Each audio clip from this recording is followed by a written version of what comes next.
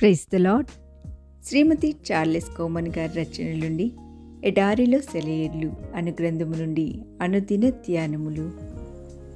అతడు త్రోవలో ప్రభువును చూచెను. అపొస్తలుల కార్యములు 9:27. మన పరలోక తండ్రి మన పక్షంగా ఉండడం అనేది మన మార్గంలో గాలి తుఫానులు ఆపివేయదు, కానీ ఆ గాలి తుఫానుల్లో ఆయన మనతో ఉంటాడు.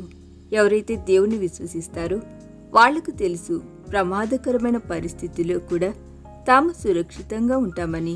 అవును, మన విపత్కర పరిస్థితులన్నిటిలో క్రీస్తు మనతో ఉన్నప్పుడు మనం సురక్షితంగా ఉంటాం. ఒక బుద్ధిహీనుడు మాత్రమే కూరుకుపోయే బురద గుంటపై విశ్వాసం ఉంచుతాడు. బలమైన బండపై విశ్వాసం ఉంచినవాడు ఎన్నటికీ కదిలించబడడు. గాలి తుఫానుల మధ్య అలసటతో కూడిన ప్రయాణం చేస్తున్న శిష్యులకి ఈ వాస్తవం తప్పక తెలిసుండాలి. తమ ప్రయాణంలోని ప్రతి అడుగులోనూ తమతో ఉన్న ప్రభు సన్నిధిని వాళ్ళు అనుభవిస్తున్నప్పుడు గాలి తుఫానులకు, భీకరమైన అలలకు వాళ్ళెందుకు భయపడినట్టు? అవన్నీ కూడా పరలోక తండ్రి నియంత్రణ హస్తం క్రిందనే ఉన్నాయని వాళ్లకు తెలీదు.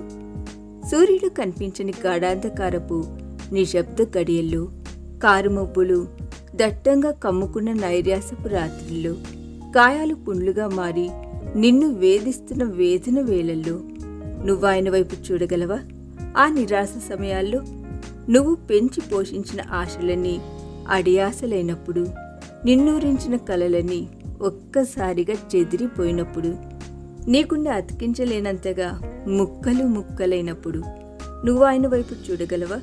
ఆ నిరాశ సమయాల్లో నీ ప్రార్థనలకు, విజ్ఞాపనలకు పైనుండి జవాబులు రానప్పుడు, ప్రార్థించడాన్ని నువ్వు దాదాపుగా మానివేయాలనుకున్నప్పుడు, పరలోక ద్వారాలు నీకు పూర్తిగా మూసివేయబడినప్పుడు నువ్వు ఆయన వైపు చూడగలవా?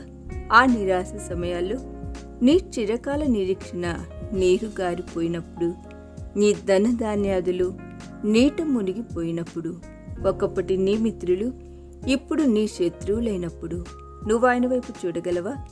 ఆ నిరాశ సమయాల్లో విరిగిన కిరణ కాంతులే రంగురంగుల ఆకాశ ధనస్సుగా మారేది. పగిలిన మట్టి పెళ్ళలే అందమైన పచ్చిక బయళ్ళుగా మారిపోయేది. పనికిరాని తీగలు తొలగించినప్పుడే ద్రాక్షవల్లులు కాయలు కాసేది. రత్నాలను కత్తిరించినప్పుడే అవి నిగనిగలాడుతూ ప్రకాశించేది. చచ్చిన ధాన్యపు గింజలే పట్టలేనంత పంటను పండించేది. పగిలిన మట్టి గట్టాలే ప్రభుకు నివాస గృహాలయ్యేది.